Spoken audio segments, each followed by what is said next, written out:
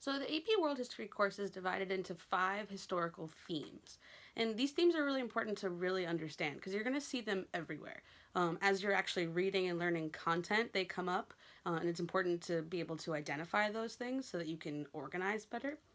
They're also all over the essay questions. So, an essay question might ask you specifically to focus on, economic or social factors. And you have to really understand what that's asking for in order for you to answer the question correctly. Because if you write about the complete wrong theme, you're going to lose all the points. Okay, so in SPICE, the S is for social. So when you're looking at social factors, you're really focused specifically on things like gender roles and relations, on hierarchies of how social groups are organized. You're looking at class and race systems, and then of course family. So family or kinship groups. So maybe you're discussing how family units work.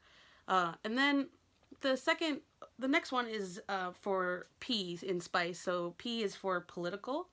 And political is really focused on things like government. So any way that the governing authority is using measures. So maybe through laws or any way that they have power, how they got to power, and how they keep their power.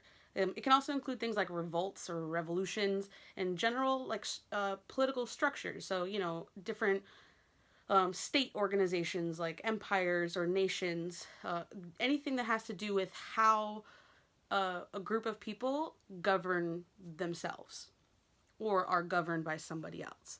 So in going through SPICE, I is for interaction with the environment. So it's important to remember that interaction is not interaction with each other. That would more be social or even political or any of the other ones. But this is really how humans are interacting with their environment or how the environment is affecting them. So this might include things like migrations. So anytime, humans are moving because of that.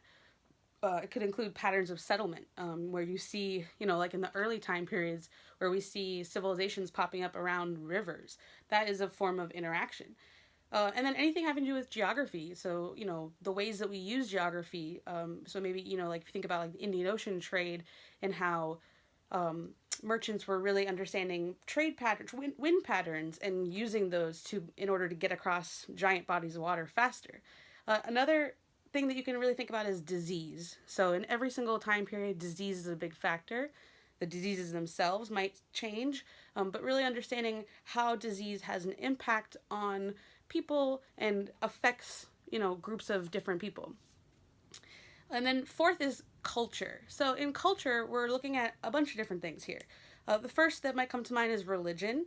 So anytime you're looking at specifics around religions, and obviously that comes up a lot, especially in period 2 when the religions are really developing, and then onwards and how those religions have developed further and branched off into different sects, and then also how they actually affect people and how they spread.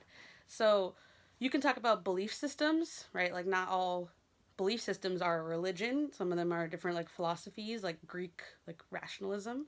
You can look also at things like science and how science has developed and technologies. Those are part of culture. And then finally, anything having to do with art, literature, architecture, music, style.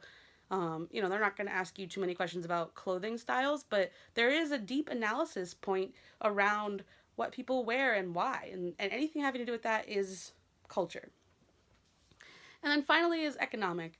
So economic is really anything having to do with money. So it could be production systems, it could be trade, jobs, labor systems, right? How people are organized in their work, and things like industrialization. And there's also a lot of ideologies specific to economic, capitalism, communism, any ways that we really structure money and we make sure that it's regulated essentially. So that's a quick overview of SPICE. You really want to make sure that you understand SPICE and that you're able to associate those words with what you're seeing. And you can even apply SPICE to current events. One thing that you could do to practice is just hop on Twitter and go to a major news source, any magazine, newspaper, media outlet and look at the different headlines they post, and just try to, in your head, organize the headlines by spice. Which headline would that, which spice theme would that headline fit into? And that can kind of help you to remember exactly which topics go into each spice theme, so that you can get really quick at this, and eventually you maybe even take notes on your chapters based on spice themes. That's also a really good way to study. So again, that's spice, and definitely make sure you understand it and that you use it.